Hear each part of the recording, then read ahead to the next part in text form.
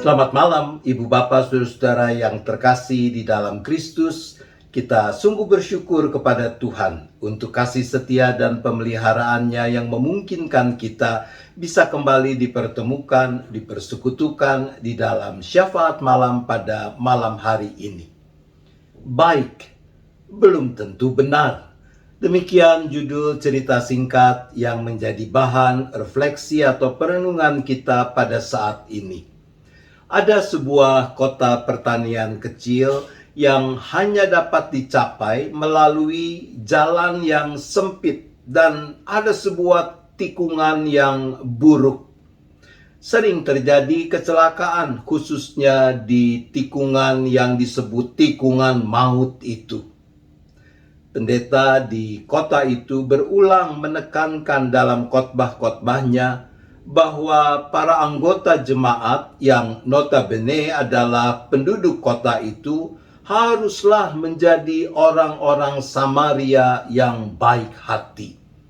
Menjadi orang-orang yang siap membantu, menolong mereka yang mengalami kecelakaan di jalan itu. Begitulah yang terjadi. Setiap ada kecelakaan, penduduk dengan ringan tangan membantu menolong korban. Suatu hari seorang penduduk mengusulkan agar mereka membeli ambulans agar bisa mengangkut para korban kecelakaan ke rumah sakit dengan lebih cepat. Oh, usul ini disambut baik. Pendeta berkhotbah dan orang-orang memberikan sumbangan. Dalam waktu tidak terlalu lama, ambulans pun tersedia. Beberapa waktu kemudian, ada seorang anggota Dewan Kota mengusulkan agar pemerintah kota membangun jalan baru yang lebih lebar dan menghilangkan tikungan yang berbahaya itu. Kebetulan wali kota adalah pemilik pasar hasil pertanian yang terletak persis sesudah tikungan jalan yang diusulkan untuk dihilangkan itu. Maka sang wali kota pun menentang keras usul untuk menghilangkan tikungan itu, untuk membuat jalan baru. Beberapa anggota jemaat memandang usul untuk membangun jalan yang lebih lebar, menghilangkan tikungan yang mengakibatkan banyak kecelakaan itu adalah gagasan yang baik. Mereka menemui pendeta dan meminta agar pendeta menyampaikan dukungan terhadap usul tersebut dalam kebaktian berikutnya, bahkan mendorong umat untuk juga mendukungnya. Namun si pendeta dan sebagian besar umat berprinsip bahwa gereja tidak boleh ikut campur dalam urusan politik, dan keputusan untuk membangun jalan baru adalah urusan politik dan itu adalah hak pemerintah. Maka pada hari Minggu berikutnya, sang pendeta kembali berkhotbah tentang orang Samaria yang baik hati dan mendorong umat untuk meneruskan perbuatan baik yang selama ini sudah mereka lakukan, menolong para korban kecelakaan di jalanan dan tikungan maut itu. Dan umat pun melakukannya. Ibu bapak, saudara-saudara, tentu tidak ada orang yang menyangkal bahwa menolong korban kecelakaan adalah perbuatan baik. Dan seiring perjalanan waktu, penduduk kota itu bisa melakukan perbuatan baik itu dengan cara yang makin efisien. Tapi persoalan utamanya adalah jawab terhadap pertanyaan, apakah perbuatan baik yang mereka lakukan itu adalah juga hal yang benar yang seharusnya mereka pilih untuk perbuat. Rasanya kita sepakat mengatakan bahwa pada akhirnya apa yang dilakukan oleh penduduk kota itu bukanlah the right things to do. Bukan hal yang benar yang seharusnya dilakukan. karena mereka tidak melakukan apa yang seharusnya bisa menghilangkan akar permasalahan, yaitu mewujudkan gagasan membuat jalan baru dan menghilangkan tikungan maut yang berbahaya itu. Saudaraku, dalam kenyataan hidup bisa jadi kita melakukan sesuatu yang pada dirinya sendiri adalah sesuatu yang baik, namun bukan sesuatu yang benar. Misalnya dalam kehidupan keluarga, membantu anak belajar tentu hal yang baik. Mungkin satu saat karena lupa, anak kita jelang tengah malam terbangun dan baru mengatakan kalau ada tugas yang harus diselesaikannya.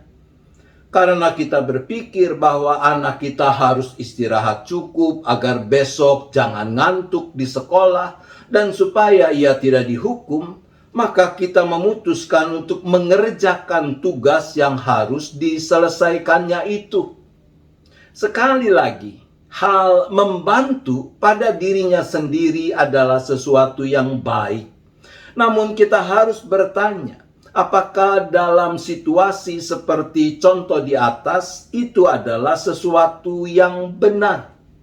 Bukankah sebagai orang tua, sesungguhnya kita juga harus mendidik anak kita belajar bertanggung jawab, termasuk untuk kelalaian yang dilakukannya?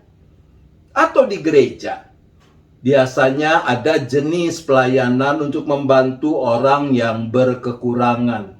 Itu suka disebut diakonia karitatif. Sekali lagi, pada dirinya sendiri memberikan bantuan bagi yang berkekurangan adalah sesuatu yang baik. Tentu ada orang yang memang kondisinya membutuhkan bantuan jangka panjang. Namun mungkin juga ada orang yang sebenarnya masih mampu memperbaiki penghidupannya untuk akhirnya bisa mandiri asal diberi kesempatan dan diperlengkapi dengan pemberdayaan untuk mengembangkan kemampuannya.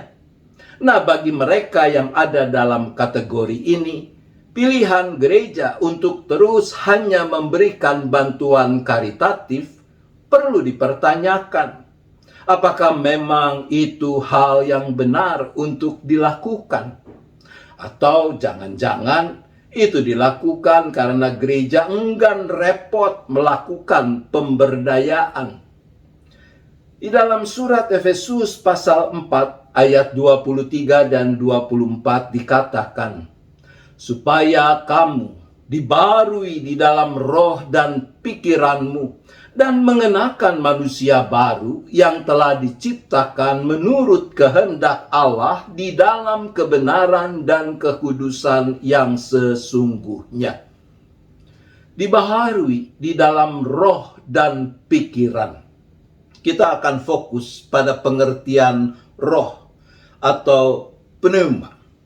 Kata ini menunjuk pada daya yang menghidupkan, dan utamanya adalah kualitas mental dan moral.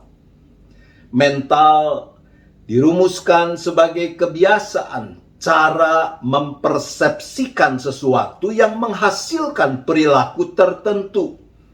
Dalam cerita kita nyata bahwa sudah terbentuk mentalitas tertentu dalam diri penduduk kota, yaitu mempersepsikan bahwa yang bisa dan harus dilakukan adalah menolong orang yang mengalami kecelakaan, dan bukannya mengikis menghilangkan penyebab kecelakaan itu. Nah, mentalitas seperti itulah yang harusnya mengalami pembaruan, transformasi. Oleh karena itu, pembaruan mental tidak terpisahkan dari moral. Moral merujuk pada pertimbangan hal yang benar atau salah terkait dengan hati nurani. Koridor pembaruan roh dan pikiran sebagai manusia baru di dalam Kristus tidak lain adalah kehendak Allah di dalam kebenaran dan kekudusan yang sesungguhnya. Itulah yang seharusnya menjadi tolok ukur untuk menilai apakah yang kita pilih untuk dilakukan itu memang sesuatu yang benar di hadapan Allah. Selamat memilih hal yang benar untuk dilakukan dan melakukannya dengan cara yang benar. Tuhan menolong kita. Mari kita berdoa. Bapa di sorga, kami memohon pengampunan-Mu apabila di sana sini kami tidak memilih hal yang benar untuk dilakukan, karena sudah kadung, sudah terlanjur merasa nyaman dengan kebaikan yang biasa dilakukan dan kami merasa itu cukup. Tuhan, kasihanilah kami.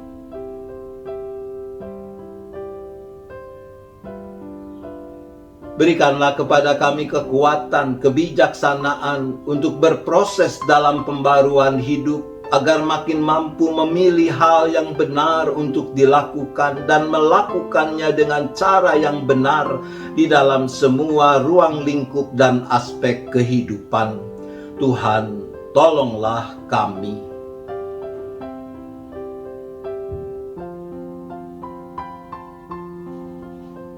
Saat ini kami juga berdoa bagi makin mewujudnya kedamaian dan perdamaian di dunia, khususnya penyelesaian konflik di Eropa Timur antara Rusia dengan Ukraina.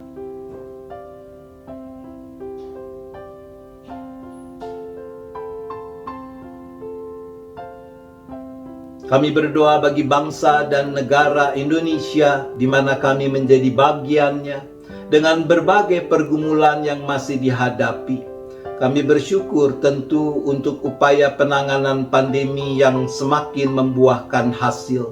Tetapi pandemi belum usai dan masih ada banyak masalah yang harus ditangani bersama sebagai satu kesatuan bangsa. Untuk itu kami berdoa.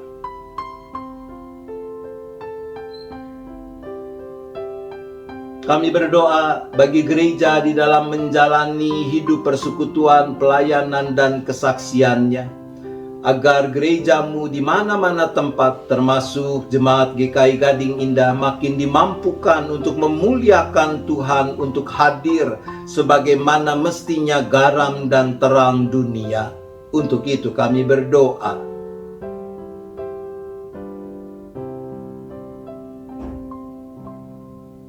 Kami berdoa untuk rencana penyelenggaraan kebaktian gabungan dalam rangka peringatan kenaikan Tuhan Yesus Kristus yang akan diselenggarakan oleh jemaat GKI Kelapa Cengkir dan GKI Gading Indah.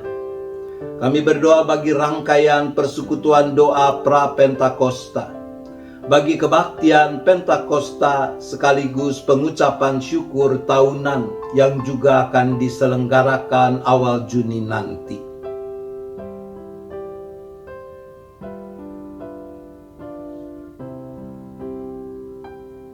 Kami juga menyerahkan keberadaan setiap kami, seisi keluarga masing-masing dengan rupa-rupa pergumulan yang dihadapi. Kami memohonkan hikmat, kuasa pertolongan Tuhan, dan belas kasihan Tuhan.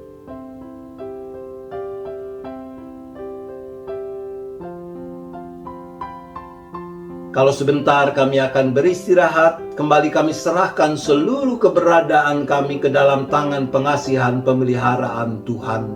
Biarlah kami boleh beristirahat dengan cukup, tidur dengan nyenyak, dan besok menyambut hari baru dengan penuh sukacita untuk makin memuliakan nama Tuhan. Terima kasih ya Bapa, kami bersyafaat hanya di dalam nama Tuhan Yesus Kristus. Amin. Selamat malam, Ibu Bapak Saudara-saudara, selamat beristirahat. Tuhan tetap beserta kita.